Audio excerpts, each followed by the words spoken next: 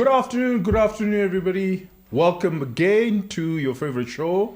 It's Friday Drinks, and I must say I'm glad to be here, glad to be around you guys once again. I mean, I haven't seen you for over a month. Yeah. You know, it's been a while. It's been more than a month, and when you guys traveled, unfortunately I couldn't join you, and then you went on some other travel. So it's good to have you back. Yeah, no, unfortunately you were not there because we had quite a bit of a trip.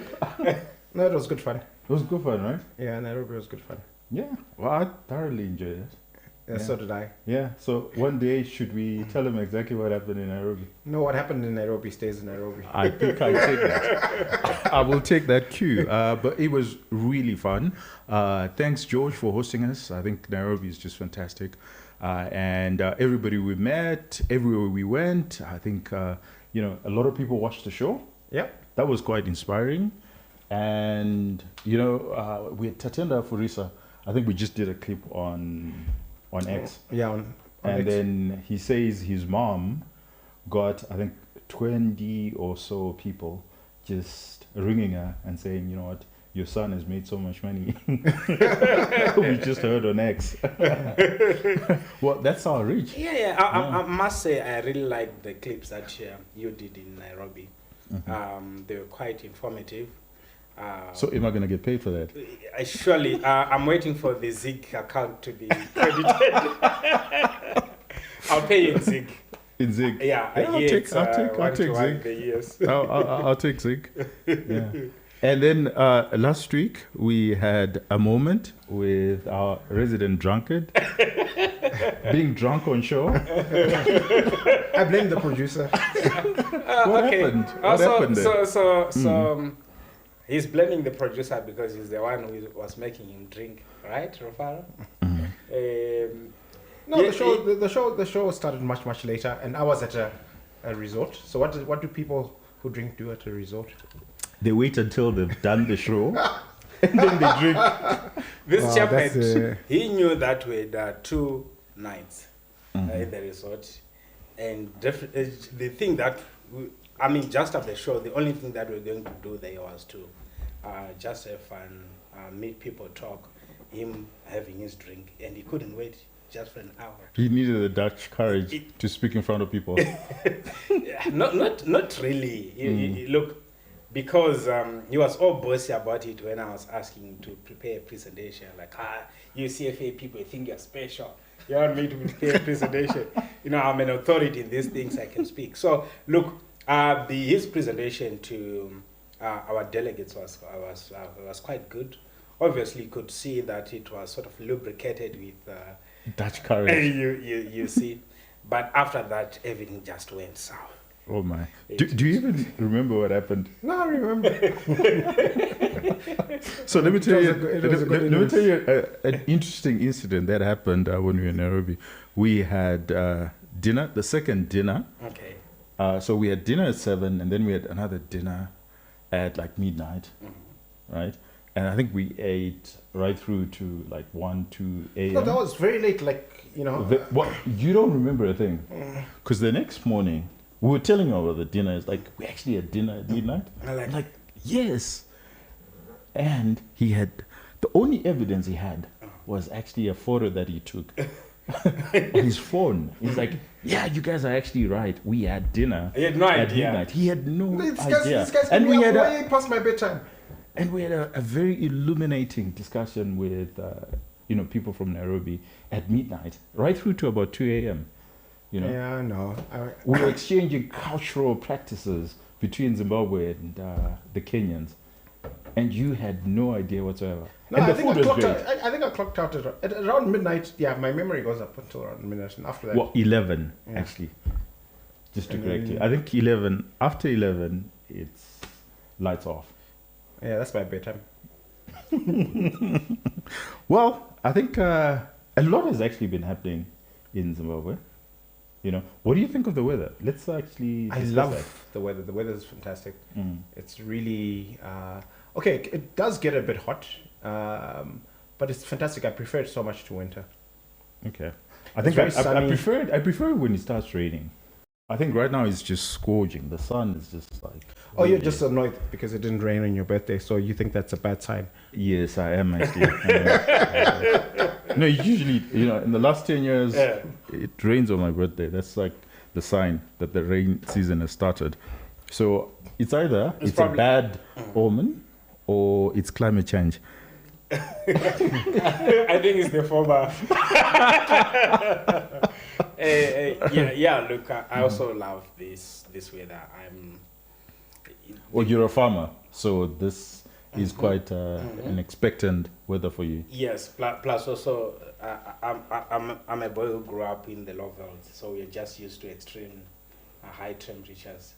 So the cold weather actually is not really good for me. So tell me, explain it to me. So how would you sleep at 38, 39 degrees? I mean, honestly, how did you actually sleep at night? Well, without any aircon whatsoever. Obviously, there were no aircons, but you see, like in the village, what we would do is we'd actually sleep outside. Would you believe it? Yeah. Oh, yeah. Okay. You just take your meds and then you spread them outside and sleep there. Okay. Because it becomes cooler when you're outside, and but obviously the danger was starts raining. Yeah, not raining. The big reptiles, they will just every now and then they will just. What, hyenas? No. Even like a snake. Snakes. Yeah. Oh yeah. Yeah, but these are really like very. It wasn't common. Okay. Yeah, so people in the low velds usually this time of the year they usually sleep outside. Ah. Yeah, because did you know this? Because in house you can't bed. Yeah, well, I've been working with Ranga for a very long time, and I You've often had this. we've had this conversation before. I often say to him, Yeah.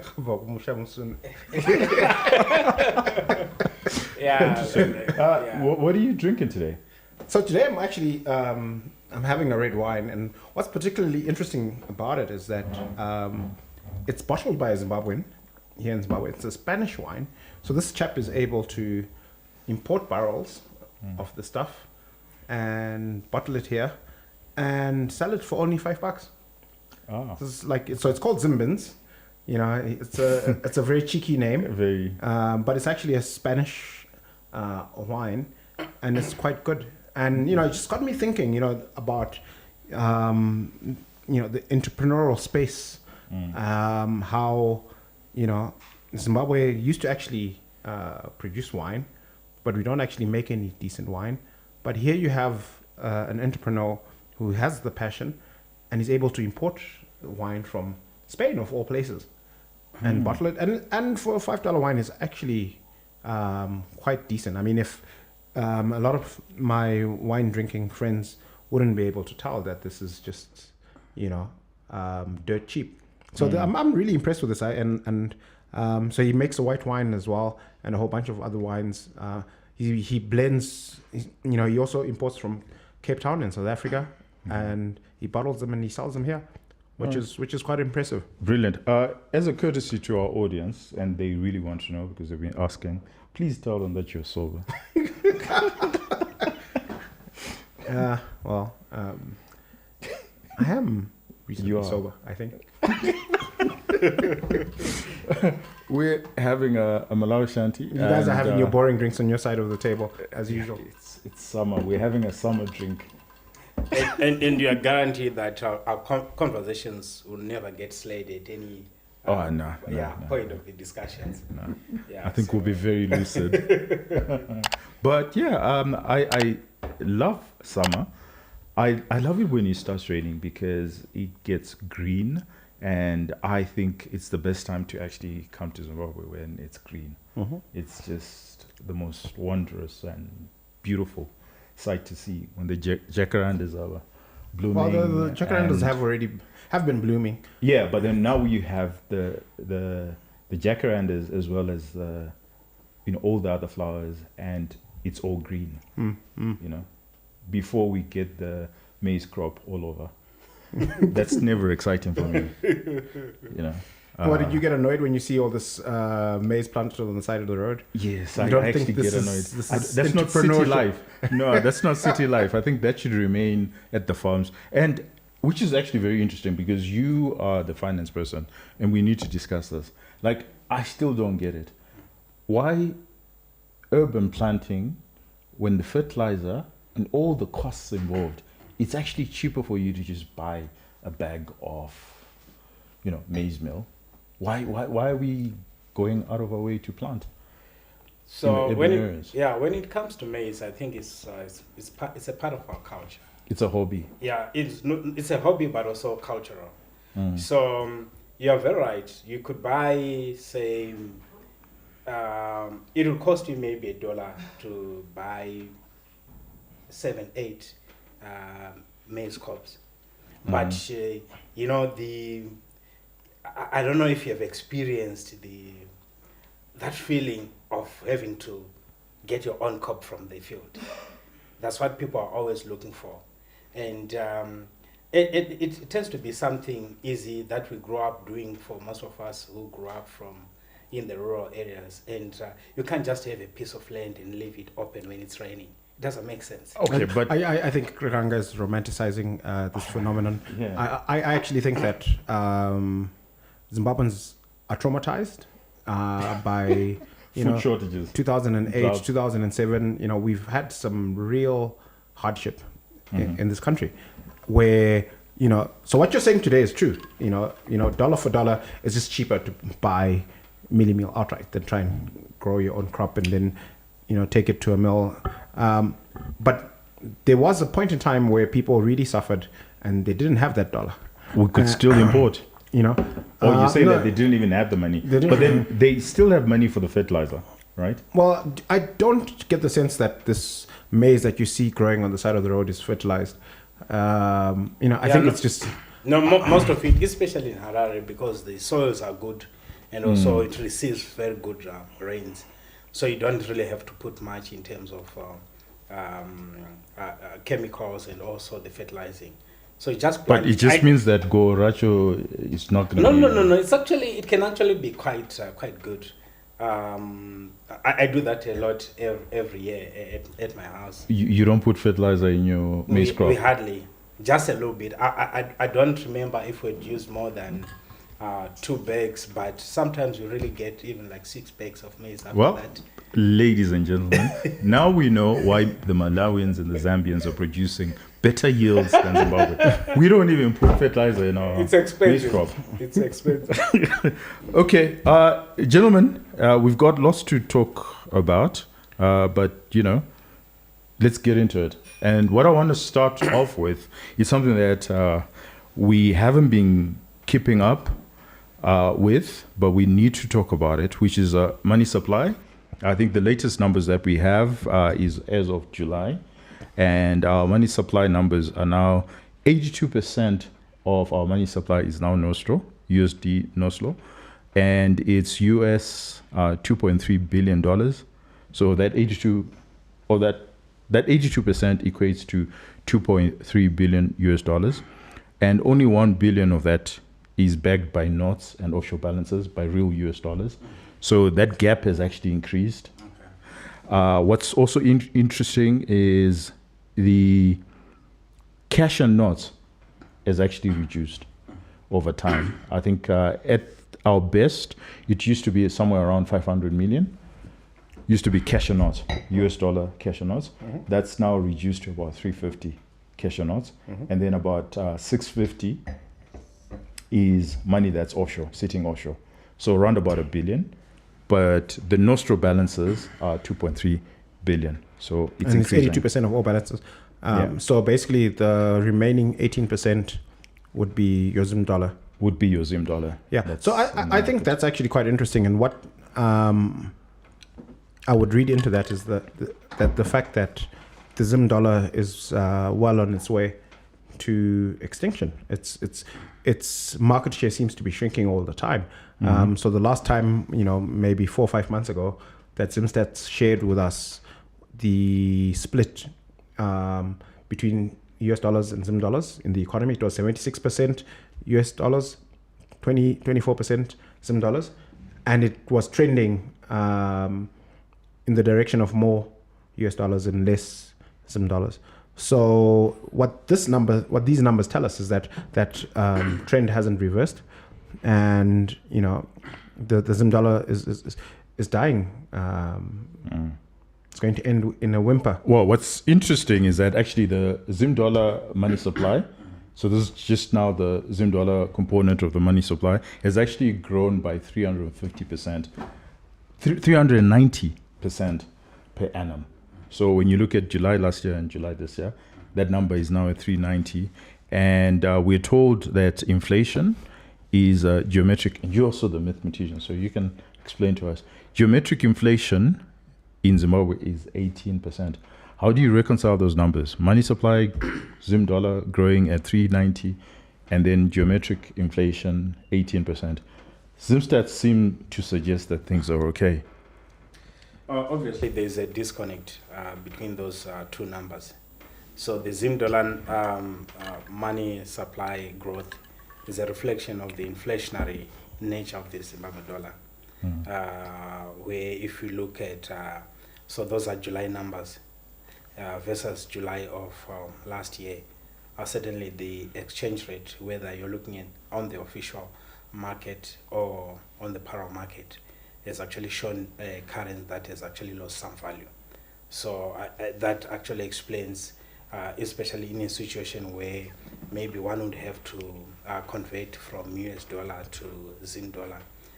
If you do that on a year-on-year basis, you'd find that the Zimdollar has actually lost quite some value, and that inflation and that money supply growth number in the 300% kind of range.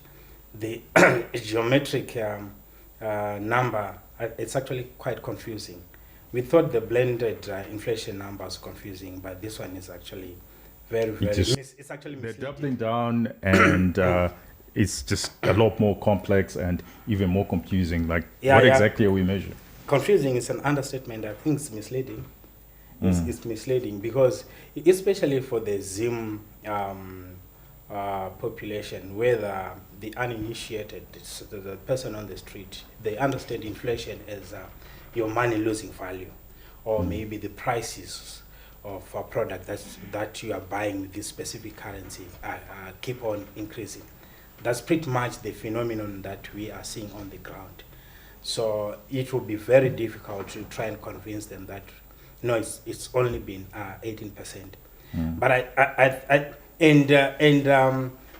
I think what they're trying to do is probably to say no more transactions are happening in US dollars, given that scenario that Rufaro has spoken about, where increasingly the Zimdollar is actually getting out of the way. But it could have been better, since they've got all these numbers, to just present a situation where this is the Zimdollar inflation, this is the USD inflation, and then also speak about the proportion of transaction taking place in Zimdollar, so that they demonstrate. We actually know, because it's also not true that the US dollar inflation in America is the US dollar inflation in Zimbabwe. There is Nostro inflation, and we would love to have known what that number is. Exactly, and in fact, beyond the part of for that USD inflation, why it's definitely different from the American ones, is because of the policy environment.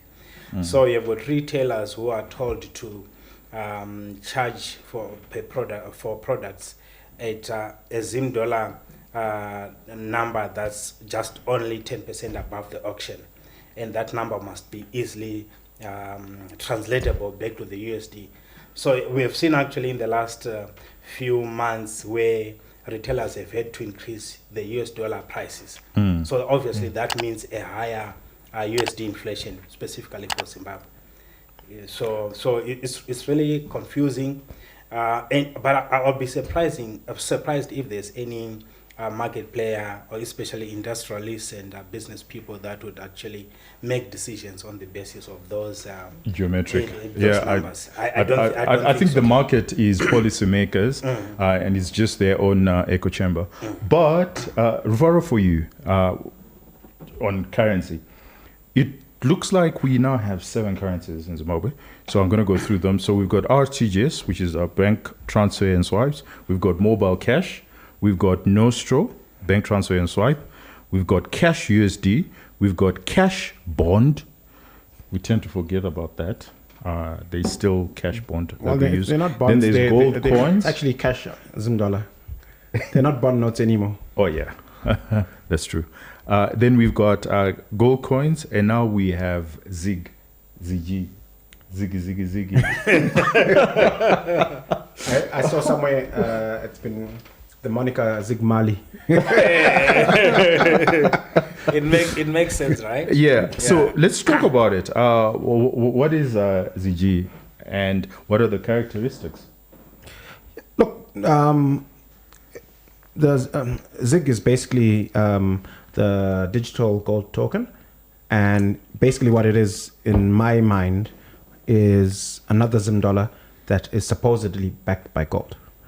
So it's indexed to gold. And how do we derive the price? It's indexed to gold as well, because you're paying in Zimdollars as well as the auction. So basically, auction rate. You can buy ZiG with Zimdollars or US dollars, and it's pegged to gold. So the price, the international price, price for gold in US dollars, dollars. And if you want to redeem it and get Zimdollars, they'll give you Zimdollars at the official rate, which is the auction rate. Yeah. And if you also want to buy, but you can redeem it and get dollars apparently as well. Okay, but you can buy it. Okay, so let's do it slowly. You can buy ZiGs by using Zimdollars. Yes. And your Zimdollars, how you're determining the price would be international price of gold as well as the auction rate. Absolutely. Yeah. Yeah. Okay. And I think there's a lockup period of about 6 months. So it's a derivative of two price points, of the gold price, international gold price, as well as the auction rate. Yes, that's correct. That's correct, right? Yeah. I think we need to be very clear. Yeah. So I would understand that if it was a financial asset.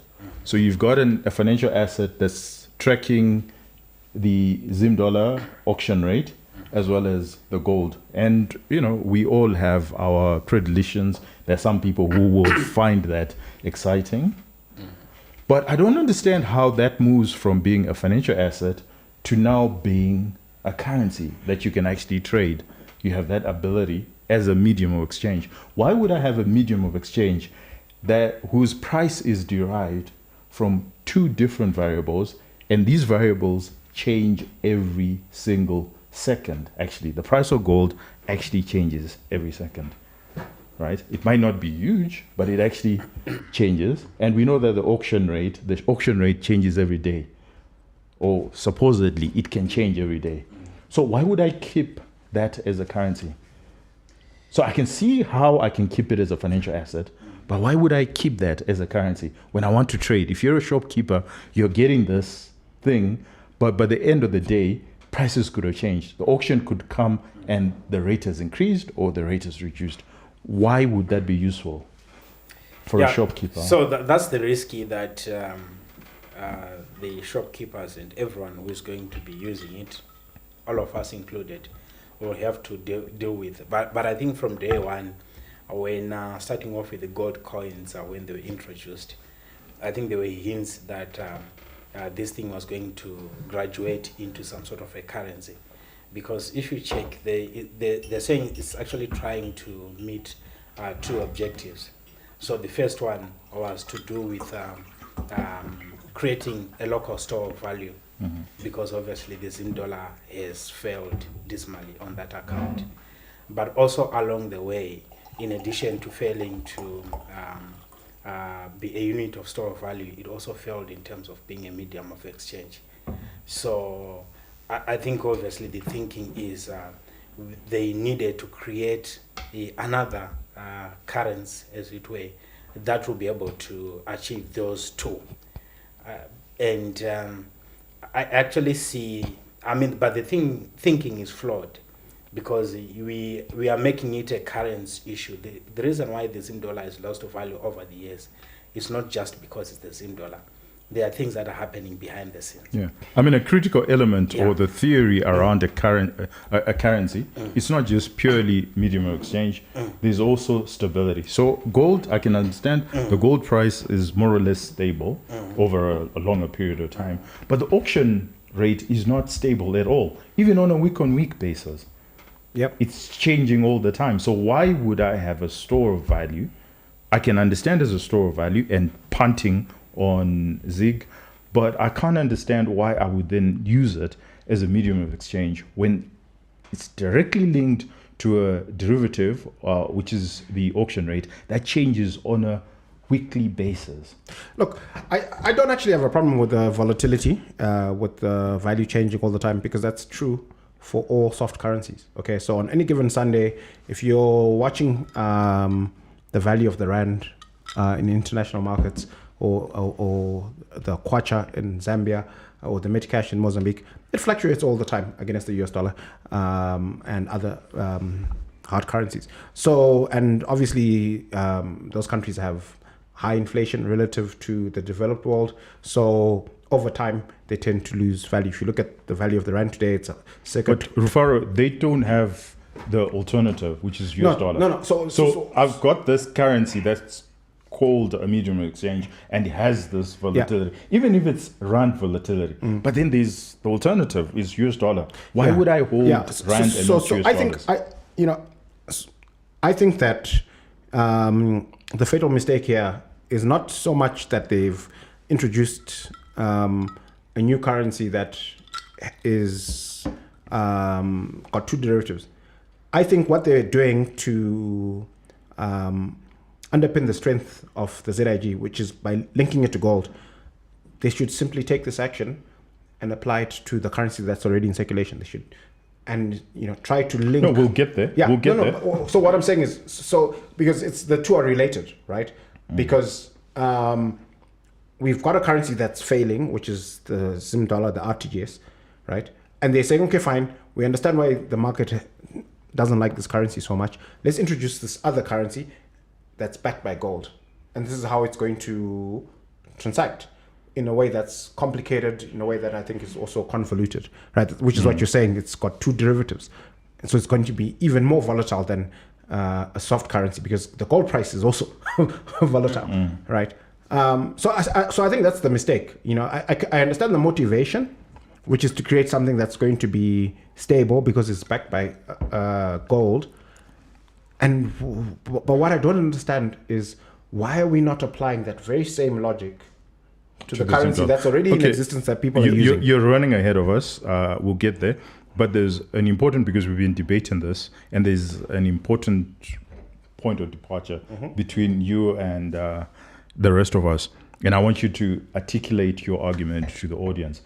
Is why you think ZiG will fail and that people will reject it, even given the point that it can be forced on our contractors, on surrender, as well as civil servants. So if tomorrow we woke up and government decided to pay civil servants using ZiG, or decided to pay its contractors using ZiG, or export retention, that 25%, if government decided to pay in ZiG, why do you think that people, the shopkeeper, would reject it when it's a stronger Zimdollar and it's of some use? So it has utility, because really that's what, when we look at currency, we look at, or money generally, we look at, does it have utility? And it certainly has more utility than the Zimdollar.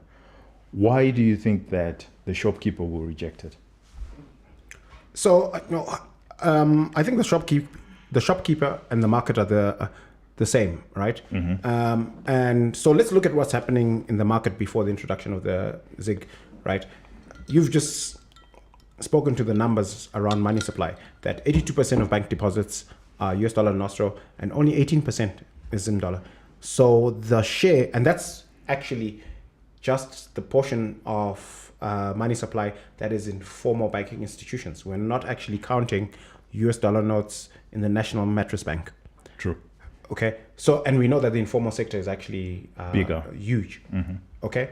So that's 18% of the formal banking sector, which we think is significantly smaller than it could be less than 10%. Okay, I get your argument. Yeah. Move. So the space, the addressable market for a local currency in our country at the moment is actually incredibly small. So if you introduce another local currency, I don't think it's going to steal market share from US dollars. I think at most it will just cannibalize the Zimdollar. I think it will cannibalize Nostro. So I think that Zimdollar is cannibalizing itself, as you rightly articulated. So Zimdollar is cannibalizing itself, but I think that the direct substitute and competitor of ZiG is local Nostro. Yeah, let's hear what. Ziva. What do you think? I agree with you. I think ZiG is actually coming to replace USDs. Nostro, not Yes. It can never Yes. replace USD, but it can replace Nostro.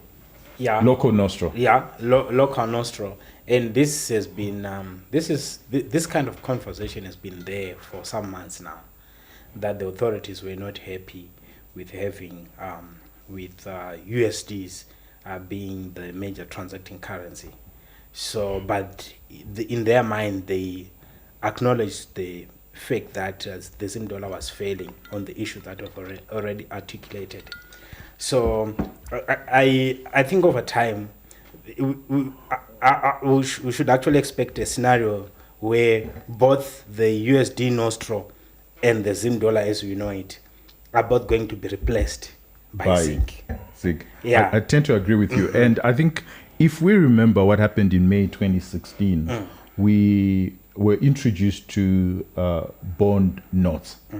And they were ostensibly fully backed by a 200 million facility with Afreximbank. Yes. So we've just replaced Afreximbank With gold. With gold, right? And what?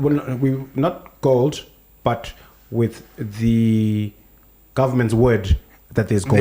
It's a big difference. Yeah. It's actually the same, because then it was still government's word that the 200 million was backed by Afreximbank. No, I think where it's different is there is no way that government could have just said that, and without having some sort of an arrangement with Afrexim. Otherwise, Afrexim would have said, no, guys.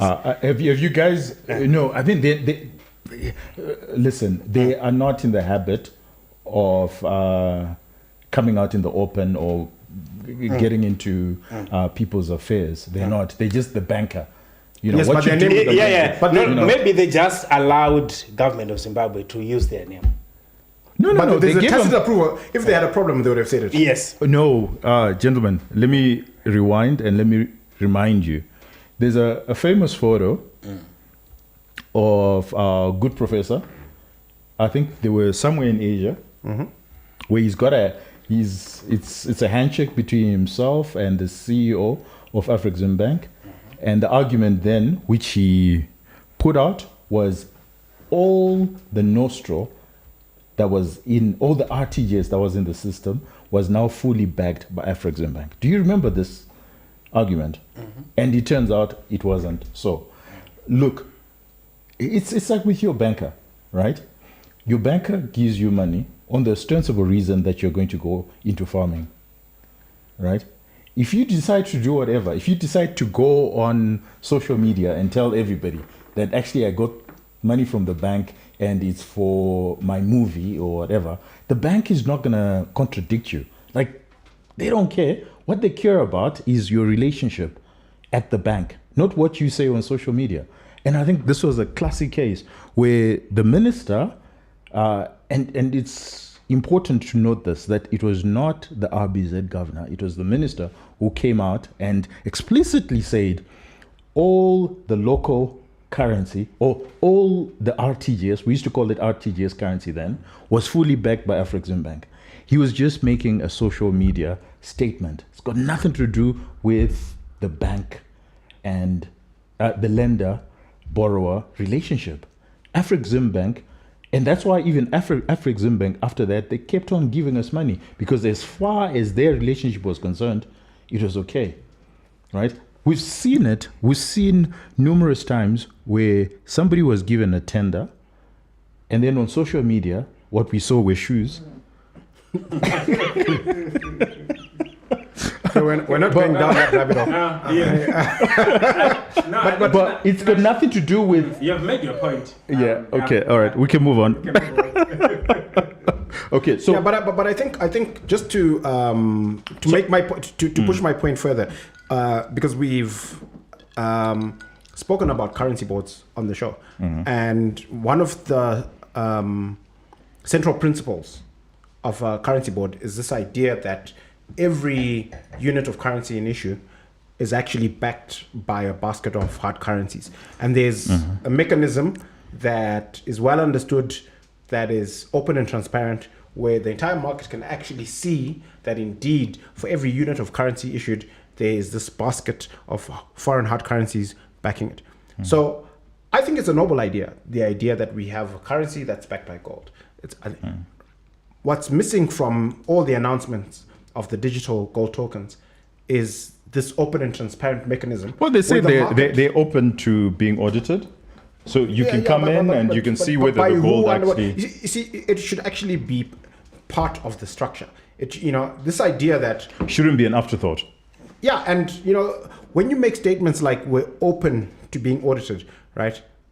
It just begs more questions. By who, under what circumstances, and, Okay, it should be baked in. But before you even announce that this is what we're doing, it should be baked in that these are the auditors, this is the structure that's this is the governance around the currency. So on the Zimbabwe Stock Exchange, for example, today, we have exchange traded funds, right? Where the manager tells you that for every dollar that you give me, I'm going to split it between these stocks at this ratio, right? And this is the governance around how this is going to work. This is the custodian, this is the banker, this is the auditor. Every dollar that comes in is treated in this way. Fantastic. And the market has confidence that that's actually how it works. That's missing from this announcement. We don't have that back office structure. You're also the lawyer. So, you know what? Ranga is a mathematician. He's a financial analyst. And he's also a lawyer. Not yet, but you can. He's a law student. He's a law student. Does the central bank have a fiduciary duty? I think what Rufaro has explained, and quite succinctly, I must say, is he's explained why it's necessary to have backed-in governance structure when you introduce something like this. Does the central bank have a fiduciary duty to ensure that we have all these governance, rather than them just introducing a currency and saying, hey, trust me, the same guy that said 200 million bond notes were backed by Afrexim Bank and it turned out not to be true, but hey, this time around, trust me. Should they have done more right at the get-go, on the onset, to create, is there an obligation by law? Yeah, they've got an obligation because they are the institution that issues the currencies.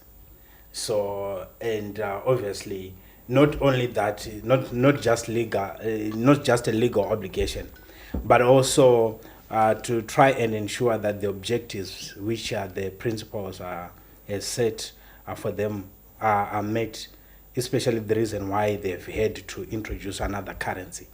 So I think it's actually incumbent upon them to go beyond the legal obligations, because the point that Rufaro has raised is actually quite important, especially given the history where we are coming from, that the currency that they're trying to replace, it has actually suffered because of lack of trust, lack of confidence on the issuer.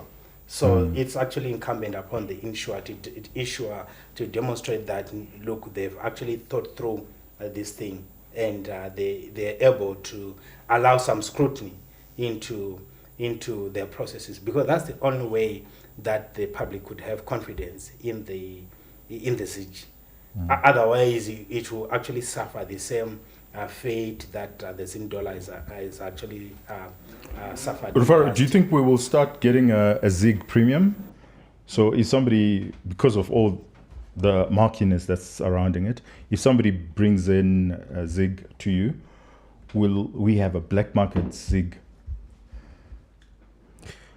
That's a good question. I think it just depends on how it's priced. So if you can buy it for Zimdollars and convert it into US dollars at a discount to the parallel market rate, then definitely there will be premiums. And if the reverse is true, there'll be discounts. because the market is always right. Okay.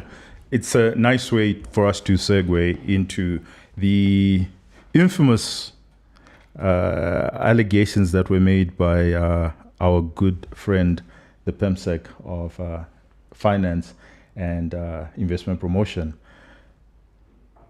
George Goamatanga. So Gigi, he made the allegation that a lot of these retailers that were complaining, the former retailers that were complaining of informal sector, that actually if he was their board or their shareholder, he would fire them. So it brings a very good paradox or existential question. What's actually happening? Informal sector versus formal sector. Why is there this tussle? And you've attended the investment analysts briefings, and you've looked at some of the things that are coming out of the formal retailers and what they're saying. And yes, true, I won't name them, but they've named numerous things that they're worried about, and one of which is the informalization of the sector. Do you think there's a tussle there, and is it a fair tussle, or there is underhandedness? And anyway, tell us, what do you think? I actually found those sentiments to be a bit harsh, because I saw them as blaming the victim for the position that they find themselves in. So this is the formal retailers? Yes, the formal retailers. I don't think the formal retailers would have problems with the informality per se, but it's how it is panning out. You could have a situation where right on the front of an established formal retail shop, some informal guys, vendors, are selling pretty much the same product at a much lower price. Mm-hmm. And obviously what it does is it actually reduces the number of feet into their shop. And this is a guy that has got overheads, that has got a lot of weight on them in terms of the regulatory and compliance issues that you have to deal with, which an informal guy doesn't have to go through. And when you just look specifically on that, the reason why the informal retailers are actually doing well is because they don't have the burden of having to use the Zimdollar, or even where they're using the USD, they're always under pressure. Because if you go to a formal retailer right now, they give you a USD price and there's a Zimdollar equivalent. And when you look at the numbers, the exchange rates, and also consider the fact that most of them actually get their foreign currency from elsewhere for the purposes of buying the merchandise, it's clear that the operations will be loss-making. Mm. And they're also suffering from this situation where even the suppliers now, they're preferring to supply product to the tax shop guys. Why? Because they're paying them in cash. Mm. So it's actually interesting that you can actually get, in fact, if you go to a retail shop right now, you might not find quite a number of the common popular products, but you'll find them in the informal sector. So they are suffering on both ends. And I think all that they're trying to do is they just need some sanity. So what they're saying is, let's have a fair playground. Let's have a fair playground. All right. And so it can only be the authorities that can do that. I know you don't like anecdotes, but it's actually such a bad thing. I'm glad that you know I don't like them. If you were to ask any household, like the last time they bought something of value from a formal retailer, it's probably last year. I know personally at my household, people go somewhere in Warren Park for groceries. you know, so if I can't buy stuff in a big retail shop, who is buying there? Ordinarily, I would love to buy in these shops because of the environment closer to home, the ambience, but the pricing is not good. Also, the product might not be there, and this headache around exchange rates is actually pushing people to. Okay. So before you come in, because I think he's articulated the realities quite well, but I want to articulate George's argument, which then I then want you to then tie it in and maybe make the policymaker understand. So George's argument, our George, he argues that a retail or wholesale business is essentially a bank. And what they're doing is they're picking up deposits and lending, right? And they use a little bit of their capital, but they use a lot more of other people's capital. So essentially it's a bank. So once you accept that a retailer or wholesaler is a bank, then the vagaries or what hurts them the most is not physical movement of goods, but it's monetary policy.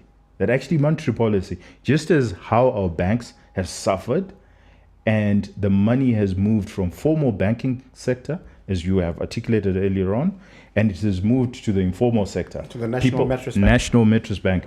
Why are people keeping their money in their mattresses? It's because they don't trust the formal system. Then you've got distortions with the exchange rate. And when you have distortions with the exchange rate, it impacts more heavily on the banks.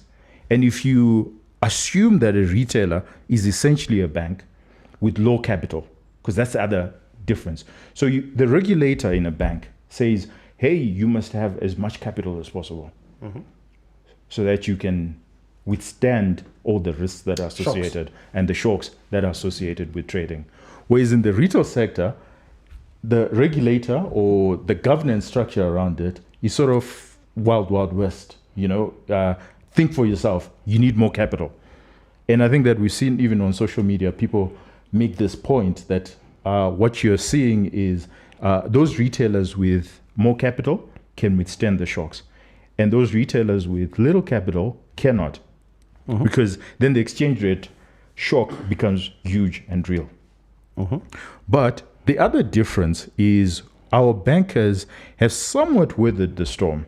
And the reason why our true bankers are, let me not call them true, but why they have weathered the storm is they have been involved in extra curricular activities. So more than just banking. So transaction finance.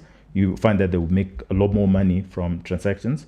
And they've now gone into retail space where they're owning the retail. No, not the retail, but the real estate. And when you price in the real estate, that's how the banks have been kept afloat, which is very difficult in the retail sector because the capital is already thin. And it just takes a wrong policy announcement, like an exchange rate. It will have a great impact on a retail business because retailers, they don't own the stock in the store. They don't own the customer. All they are is just a kundit. Now, I want you to come in and poke holes into that argument or build on that argument. Yeah, so I have opprobrium for both sides in this conversation. So first and foremost, I think that the government really is a referee in markets. And I think that, can you imagine a Liverpool-Arsenal game and, Liverpool loses 4-0 and then the referee says, you know what, I think the losing team's coach should be fired. That would be odd, right? It's the referees and funny. The referee should just call the plays, and regulate the game. And the teams have their owners and managers and boards and share, and they must decide whether the coach is doing a great job or not doing a great job. So that's my take in terms of these comments that have been very popular on social media. Can retailers survive in the face of the informal sector, given our idea of what a retailer is? I think there are limits to the analogy between a bank and a supermarket. Because depending on the philosophy, you can have a supermarket that decides it's going to capitalize more of the stock on the shelves. They can decide to fund more of it themselves. Or you can have a retailer who decides, you know what, I'm not going to fund anything on my shelves. I'm going to get all of this on credit, and I'll only pay my supplier on when I have the cash flow. So it's actually, so you have a spectrum in terms of your philosophy, in terms of to what extent you use your own capital to fund your inventory. You can choose a model where you operate with very thin capital, or there's some guys who operate with very robust capital. So I think let's go international. Walmart, given what you said, what does Walmart do? I'm not very familiar with the numbers, but the Walmart model. I wouldn't speak of Walmart, but I speak of our local retailers. I wanted to first go international and then see. Okay, so you can still go. So the reason why, so it's just a historical perspective. All right, okay, that'll be useful. Yeah, that if you check, the big retailers are basically real estate owners in a way. They are selling shelf space to producers of merchandise. So you'd find that a big chain that has got big space will just say to the suppliers, you know what, I can give you so much of shelves, put your product, and if it doesn't sell in the next 2 weeks, I don't want to see it there. And then they will get their money as they are selling. So, and that has been the model. So that's like consignment. Consignment stock. Yeah. So most of the big retail chains have actually survived on a model of consignment stock. And so what is the informalization done has actually decimated that part of the model. Because now the suppliers, the producers of these commodities, now have got an option of an off-taker, someone who is ready to take their product for and cash. they're paying cash. Okay, so Ranga, the question I have is it unique to Zimbabwe? Because we were in Nairobi and Nakumatt is closing down. A lot of the retailers and wholesalers are closing down, and the international chains seem to be surviving in Nairobi, but the local chains, they're wiped off. And the big reason why they're wiped off, Nakumatt, is leverage. And I think that's where George is coming from. Our George is coming from.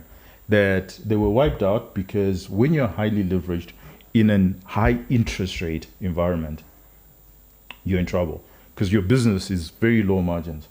So the minute interest rates increase 1-2 percentage points, you're in trouble because your margin is just 5%. I think for it's different with our local case here. Most of these guys are failing because of price controls that are coming through the exchange rate. True. Yeah. True. And they are failing to replace their stock. So I think the biggest problem that the retailers had was to buy into this. So Ranga, would you defy the authorities and trade on the power market and just put your own prices and say, you know what, you guys are mad, you're crazy, your prices, your auction rate. I can answer that. I can answer that. You don't have to defy the authorities. You have to pick a lane, and whether you're going to price at replacement cost or price at the cost that you actually were invoiced. So for example, if you're invoiced, let's say you have a supplier who's happy to supply you at a Zimdollar price, but that price is changing all the time. Okay, maybe you're paying them upfront, which is why they're comfortable pricing in Zimdollars, right? So if they price a unit at 100 and you take delivery, and then 3 days later, the price is now 200, right? If you don't change your price to 200, because you've got complete discretion at what price you put on the shelf. So if you don't immediately reprice, by the time the stock you have on the shelf is cleared, you won't have enough money to replace it. But the problem is, in this environment where we now have got the financial intelligence unit, repricing is no longer that easy. It's different from the hyperinflationary period of 2008 because you didn't have this regulator who was always checking on your prices. So basically, FIU, what they're saying is, or maybe not FIU, the way they are, I don't want to be specific to them because, you know what, If I you, I don't want to get in trouble. But they basically what's happening is the retailers are having to put on the shelf like two prices, Zimdollar, USD. So basically, those two prices speak to the exchange rate that you are using on the day. But the biggest problem, which is something that also I thought maybe the retailers would push back quite a bit, is this thinking that they are getting 100% of their foreign currency requirements from the auction. They are not. Retailers don't. It's the manufacturers who do. Yes. So they're not. So it's you're getting a bigger chunk of it has to come from your takings, right? Mm-hmm. But because of the exchange rate arbitrage opportunities, like I know personally, when I go into the shop, I'm always asking, what's the US dollar? What's the Zimdollar? And most of the times I use the Zimdollar. It's an arbitrage. Because it's an arbitrage opportunity. So you've got a situation where even the US dollars that's getting into the till, it's actually quite few. And yet, when you are buying these products, even the local supplier, they want to be paid in Ranga, I just need to move on. Yeah. The myth of the informal sector thriving. Is the informal sector actually thriving? So we've seen what's happening with the formal sector, but is the informal sector actually thriving? No, there's nothing like that. Mm-hmm. The informality that we have here is forced by poverty. It's mostly here to this theory about it's thriving. No, it's not. It's what's happening is there's so many people that are now being involved in that informal activity, and look, it's mostly hand to mouth. I'm not seeing progress that you can touch and maybe pinpoint and link to a thriving informal sector. It's just a whole lot of them. Yes, it's a whole lot of them, and most of them. I remember someone was making a case that most of them, if you go to them and offer them a job and say, I can pay you this much, they'll leave everything that they're doing and come and work for you. Yeah, so I think I'll push back a little bit. So it depends on what your perspective is on thriving. Okay. Because if we had a normal functioning economy, the informal sector will be much, much smaller than it is, because they will not be able to compete on economies of scale with the big wholesalers, with the big retailers, right? So to the extent that they have the market share that they do, compared to the big... Courtesy of Treasury and RBZ. They're thriving, right? Now, are they making super profits, right? That's a different conversation. Okay. Because the informal market is actually an extremely competitive free market, right? So if there's a line that's making fantastic returns, the market is, the competition is very quickly going to be alive to that and enter the fray and then bring the margins down to where they're supposed to be. So let me tell you how they're actually making money. It's actually not on the product. It's actually on arbitrage, courtesy of central bank and treasury. So what they do is the tuck shop guy can literally buy stuff from a formal shop in Zimdollars and then sell it the market in US dollars. Yeah, but he's not the only one doing it. So yes, he's not making super profit. It's a very competitive market, but he's making an arbitrage. Everybody's making an arbitrage on currency, and there's a lot of illegal activities taking place in that informal. In the informal. Well, the entire sector is, to the extent that they're not paying taxes, to the extent that they don't have licenses from the municipalities, to the extent that they're not compliant with a lot of the laws and regulations that formal businesses are subject to. Of course, it's like you could almost describe it as a criminal enterprise. Almost. All right, guys, let's move on. Finally, what we want to talk about, or before we do that, please share your views on this topical issue. Let us know what you think, and we'll broadcast it, and let's hear as many views as possible on this, because I think that's the only way we can glean and gain some knowledge. If you're in the sector, please let us know. If you want to come on the show, please, we would love to have you. So finally, what I want us to discuss on is this new SI on pension funds. Now, SI 162 of 2023. Yeah. Okay, so you seem to be quite keen on this.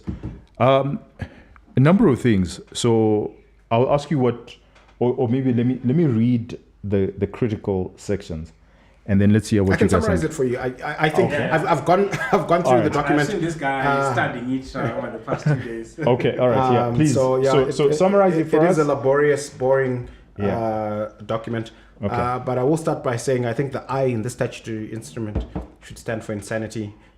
Statutory insanity. 162 of 20. Did you just say that? Okay, take international. Don't want to get Zim in beans. trouble. Okay, so we need to avoid that. Let's put that in the bin. No, but seriously. You get us in trouble. But seriously, so I think that it covers the period from 2000, 1 January 2000 to the 2nd of February 2009, and it acknowledges that a lot of the pensioners woke up on the morning of the 2nd of February, and their pensions were worth significantly less than what they thought they would be worth, and we all know the reason why that's the case. We had this period of debilitating hyperinflation. So we actually discussed this when we had Doug Quarter on the show. The Justice Commission, which was stood up in 2014, and it issued its report in 2015, basically reviewing what happened, how people's pensions lost all this value. And it made a bunch of recommendations. So this SI is pursuant to the recommendations of the Commission and is actually now actioning those recommendations. So it's basically saying that people lost value, and that value, they must be made good. You must be compensated. The value that they lost, which you know, And the terms are, and this must be. So it's for the 1st of October, they've got 90 days. The pension funds have 90 days to put together, firstly, a computation to show the extent to which pensioners were prejudiced. Secondly, their plan to make good this loss, and then thirdly, this plan that they report that they're supposed to put together, it should be reviewed by an outside actuary and then submitted to the Commission, who then can decide Sign that off. actually we're not happy with this, redo it. Is this another way of targeting formal businesses? Because it sounds like, and it seems like it's very clear who they're targeting. No. So I actually don't think that. Again, the path to hell is Paved with good intentions. So yes, people lost value, and in an ideal world, whenever people lose value, they should be compensated.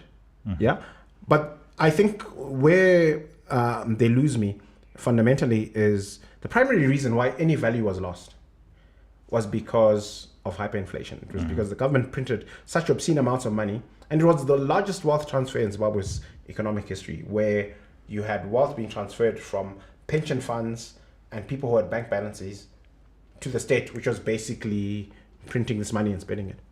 Okay, and I actually think, funny enough, it was at one of Rangash, you should remember this, when IPAS invited the CFA president to Zimbabwe, and he came through, and the permanent secretary actually gave a speech at this function where we were talking about all this value lost, and he made the case that, well, you've been getting subsidized electricity, subsidized maize, you've been getting all these things that the government has been funding when it was printing all this money. So people shouldn't feel too strongly that value was lost. Okay, so Ranga, where is this moment coming from? Why have they suddenly, where is this epiphany coming from? Why have they suddenly decided to make good and not taking the responsibility, but throwing the responsibility back to the insurers and to the pension funds? Yeah, look, it's surprising, I agree with Rufaro on the need of compensating pensioners for lost value. But what I found very disturbing is when the little of the SIA that I read, I didn't see the state taking responsibility. It seems to have taken a backseat, and they've actually pushed all the blame to the pension funds and the insurance companies. Well, it sounds like, and it seems like they're targeting certain players. In fact, it's definitely what they're doing there. So even the way the SI is actually written, so they actually say in law. When interpreting statutes, you should be able to gauge the language. So if you see something that says may, it means it gives you a leeway to do it or not do it. But if you see must, actually shall, it just tells you that you have got no option. We have to do it. And it does, and so the entire SI is actually written in that fashion. It's couched in that. So what's the impact? What do you think the impact will be on pension funds? I mean, if they have to comply, given the. But what's the material impact? The material impact, obviously, is it will push most of them into insolvency. But right now, I would say most of them actually are underfunded. When you're looking at the size of their assets and also their future obligations, most of them probably have got negative positions. So imagine someone who is even fairly funded, you give them this obligation to meet, and it has to be done in such a short space of time. 90 days. You're actually driving them into insolvency. And already there's this point that I've been thinking about the whole day, like, right now, okay, I'll give you since you've been thinking about it the entire day. Yes, exactly. At least we are busy trying to solve the problems that that are emanating from 2000, 2009.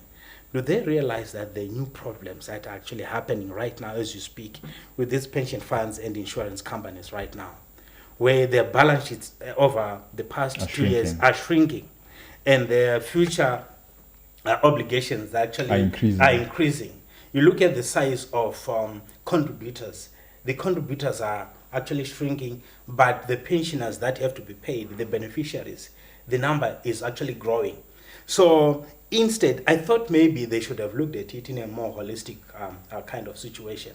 Because I think most of these guys will just show them reports that demonstrate that, look, you know what, if this was what you want to do, maybe in the next 6 months, you are closing shop. You know, it's actually disappointing, because when you look at like we are all market players, right? If you look on the balance sheet of a pension funds and your typical assets that go there to try and build up for the future obligations, all of them, look at equities right now. There's no Old Mutual, there's no PPC, gone, right? Look at the ZSCA right now, because mostly, in fact, they just invest on the ZSCA and not other markets. That market has shrunk quite significantly. You look at the fixed income side. So even when inflation was in 200, 500, you were getting a TB that was giving you a yield of what? Positive. You see? And then you've got also, look at the real estate side. Most of the pension funds right now, they've got empty buildings in the CBD, or maybe not empty, but the vacancies right there are years. So the balance sheet side had already shrunk quite a bit. Why? Because of mostly hyperinflation, but also the macroeconomic environment. So actually, most of the blame, in fact, instead of the finger pointing, I thought government was going to ask itself and say, what do we need to do so that we don't have another bout of hyperinflation? That we were not going to, because when you just wake up and say Old Mutual is not trading today, you are affecting these same pension funds and their balance sheet and the pension. I actually want to zoom out and just look at it at a high level, right? Which is, if because insurance funds, pension funds, they're highly regulated. They're not in the way that banks are highly regulated. So if there was and it was obvious to everybody in February 2009 that significant value had been lost, right? So if it was clear in anybody's mind, especially in the regulatory authorities, that there had been some bad behavior by particular funds or the industry as a whole, they have all these tools to say, show us your books, what's happening here, why have you prejudiced the pensioner? Okay, so it was pretty clear across the industry. There was no bad behavior. There was no bad behavior. 2008, Kanya, I was managing a pension fund. I know that very well. 2000. Okay.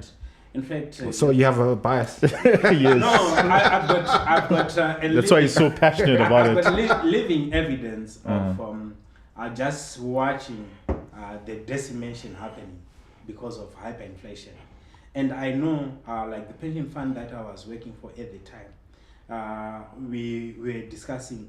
We were even worried about the beneficiaries at the time, not even future beneficiaries, because the pensions that they were collecting were actually becoming meaningless. And at this time, the contribution that were supposed to be coming from the companies were not coming anymore. Because you know what happens when the times are hard, the companies would collect contributions, And but pay they it will not out remit. as okay. Yeah. So you've got this situation where the balance sheet side is getting decimated. The contributions are not coming because ordinarily, when things are well, you might actually have a situation where you are using the contributions, part of the contribution, to pay the claims. So the contributions are not coming. You are looking to your investment portfolio. And it's not performing. The portfolio is not performing. And you've got this pensioner that you have to pay. And we had to create what we call the pension enhancement fund, where we then spoke to the companies and say, guys, this is a You have to top up. pot. It's a top up so that we can help your guy. And every now and then, I think then, Alfaro, I think both of you know the level for prescribed asset status that were there. These guys will just push, shove paper to you, you know. So the biggest story that needs to be said is what proportion of the portfolios that these pension funds, insurance companies were sitting on was into this fixed income instrument. Well, I can summarize it for you and for everybody. So there was no bad behavior. If the bad behavior was actually hyperinflation. Yeah, that's the point I wanted to make. That actually, let's not call it hyperinflation or inflation, because I think people may not understand it. In the context that we're talking about, inflation is a tax, right? And if the government believes that people were taxed wrongly, which is what they're alleging, then he who enjoyed the tax must pay back. He must be the one to compensate. And if he doesn't do so, what he's doing is he is single-handedly destroying the pension and savings industry. And by doing so, it puts us in a very, very, very difficult space going forward, especially because we've got ZiG and all these things that are going to destroy. It's another hyperinflation tax that we're going to have. And to push that responsibility back to the players means, number one, you're cannibalizing the formal sector. People will just simply not trust the formal sector, simply not trust the monetary system, and they will keep their cash, US dollar cash, at home or abroad. Is that the country we want? Perhaps not. Perhaps that's what they're aiming for. But ladies and gentlemen, and everybody who's watching, ladies and gentlemen, this was fun. What were you drinking? Well, it's all these sad analysis that I was having a good time not being on this show. But I'll tell you, well, maybe I'll point out a statistic that you might find encouraging, which is all of this is a lot to do, sadly, it's not going to have as big an impact as people think it is, because the reality is today, when you actually look at the contributions that are going into pension funds as a function of, or as a percentage of what was going in, say, at the peak in 2016, it's only 20%. Yeah. What's flowing into pension funds today is 20% of what was flowing in like in real terms. Well, that's a problem because people understand that, these things are rigged. It's a problem because economic growth is predicated on savings. If there are no savings, there is no economic growth. Then we cannot get to 2030 and the vision that the president we'll get to has 2030. articulated. The question is, will we be poorer? Higher middle income. We're not going to achieve what the president has rightly articulated for us to be a middle income, higher middle income country. The World Bank has come up with a report that we need to grow at, I think, 15 to 20% for us to get to the level or to achieve the objective that they've set out as government policy. Without savings, ladies and gentlemen, it's just not going to happen. And we say this with all due care, that policymakers need to seriously think. When you issue statements like that, we get taken too seriously. We shouldn't be taken too seriously. Well, I think in this particular point, we need to. We need to. It's a very serious issue, and it's one that we hope that the authorities will handle with as much care as possible. Savings are the bedrock of any economic growth. If you don't have savings, you're just not going to grow. It's impossible. With that, and on that note, please It's very cheerful note. please share whatever views you have. We want to hear what you think.